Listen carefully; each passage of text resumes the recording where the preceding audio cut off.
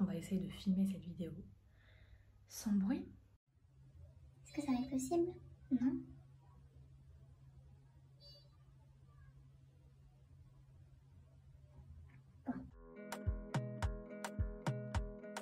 Bon, du coup aujourd'hui on se retrouve dans une nouvelle vidéo. Donc comme vous avez vu dans le titre, c'est pour parler de ma grossesse et surtout, en priorité, de mon rapport au corps.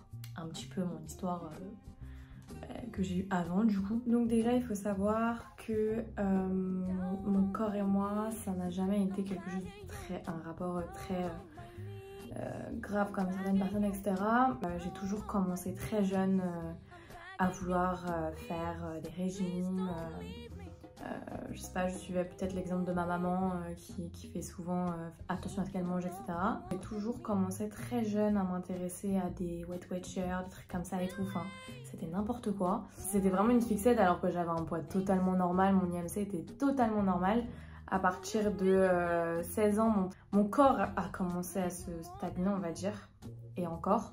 Parce que y a des périodes où j'ai perdu énormément de poids, des périodes où j'ai pris beaucoup de poids. Poids adolescente, c'était maximum 61, 62. Mais c'était une période où je me pesais pas du tout honnêtement. Parce que voilà, je suis très petite de taille, il faut savoir. Enfin très petite, il y a pire, mais je fais 1m60 quoi. J'ai eu une période où j'ai beaucoup maigri parce que j'étais pas très heureuse. J'ai perdu beaucoup de poids, vraiment beaucoup de poids. J'étais descendue à 50, même pas 49, 48 kilos. Je faisais beaucoup de crises d'angoisse et ça m'a fait perdre beaucoup de poids. Aujourd'hui, j'en ai plus vraiment parce que c'est vrai que c'est une catastrophe. Je suis vraiment, voilà, je comprends les gens qui ont ça et je les plains vraiment. Donc après, voilà, j'ai su reprendre un petit peu de poids. Quand j'ai commencé ma grossesse à 58 kilos. Voilà, il faut dire des termes clairement parce que moi je suis pas, je vais pas dire ouais ça se dit pas, non, je sais pas quoi. Enfin, on s'en fout, hein, entre nous, on s'en fout. J'ai commencé ma grossesse à 58 kilos et faut savoir que avant de tomber enceinte, je fumais, du sport, etc. J'avais vraiment une routine, j'avais vraiment ma routine d'aller plusieurs fois par semaine à la salle de sport. J'avais une bonne alimentation, je faisais attention à ce que je mangeais, toujours aujourd'hui d'ailleurs, mais un peu moins peut-être. Et surtout, le point important, c'est que en fait, j'avais arrêté la pilule. Vous-même, vous savez les filles, que quand on arrête la pilule, magie, soit on perd grave du poids, soit on en prend. Donc moi ça va, en vrai je vais pas me plaindre, je savais que j'allais reprendre du poids parce que le fait de fumer ça fait maigrir. Et les hormones, moi je m'étais habituée depuis des années à ma pilule que j'avais qui était Diane 35, qui est mini-dosée, puisque sinon vous allez me dire oui, mais Diane 35, un peu forte quand même comme pilule, ouais. Donc le fait de l'avoir arrêtée, c'est vrai que ça m'a provoqué énormément d'acné. Je savais que c'était pour la bonne cause. Et puis de toute façon je tomberai enceinte très rapidement. De toute façon je referai une vidéo dessus. L'arrêt de la pilule, l'arrêt de la cigarette m'ont fait déjà prendre quelques kilos avant de tomber enceinte. Alors que voilà, mon poids normal stable avec ma pilule et tout ça c'était genre 54. Et j'ai pris genre 3-4 kilos quoi après, juste avant de tomber enceinte. Donc déjà on commence sur une base de 58 kilos. Donc bon. J'aimais pas, en fait j'aimais mon corps parce que j'allais à la salle de sport, je prenais soin de moi, je voyais mon corps changer, mais j'étais pas encore sur une évolution à 100% satisfaisante pour ma part. Donc je rigole aujourd'hui hein, mais j'avais l'impression d'avoir un gros ventre, des grosses cuisses, etc. Oui. Alors que bon, aujourd'hui c'est pas la même chose.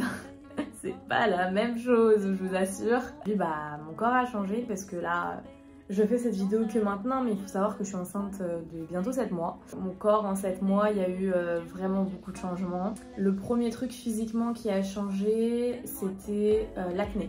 Et ça a été très compliqué pour moi parce que déjà plus jeune, j'ai eu énormément de boutons. Et c'est la pilule qui m'a arrêté tout et j'étais vraiment contente.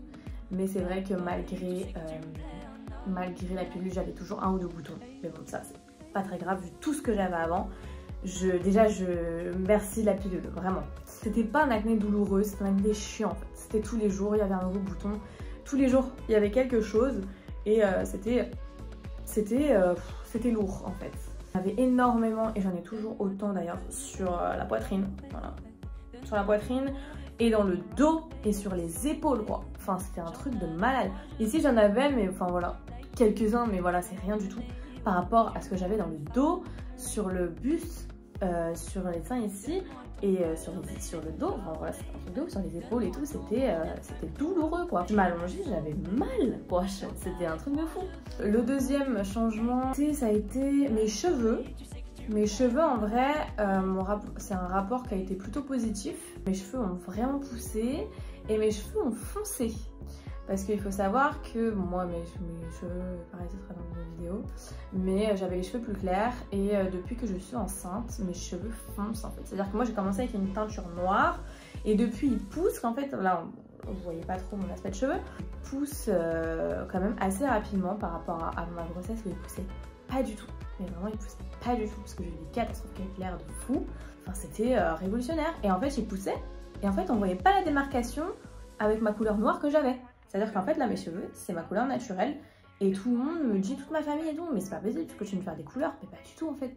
Pas du tout, c'est mes cheveux de grossesse qui sont plus foncés en fait que mes cheveux naturels. Enfin après je sais pas si ça va rester comme ça dans le temps ou pas parce que je suis encore enceinte et c'est ma première grossesse. Là, mes cheveux ont foncé, ils poussent et ils sont plus beaux. Ça c'est clair. Les ongles ils ont pas tant changé que ça et puis de toute façon moi je me fais toujours mes ongles donc je les vois pas, je les vois jamais, je les vois très rarement du moins. Après, le troisième changement ça va être physiquement, mon ventre il a poussé assez rapidement, sorti quand même assez rapidement contrairement à d'autres personnes où ça sort vraiment que tard. Je me plains parce que c'est vrai que c'est compliqué physiquement, le ventre etc, le poids du bébé tout ça, enfin voilà, et pour l'instant je suis pas encore au bout de mes surprises. Alors mes seins c'était n'importe quoi, hein. Moi je pensais que j'en avais, puis finalement en fait j'en avais pas en fait. J'avais pas de seins ni de fesses en fait, j'avais pas de cuisses, ni de fesses, ni de seins.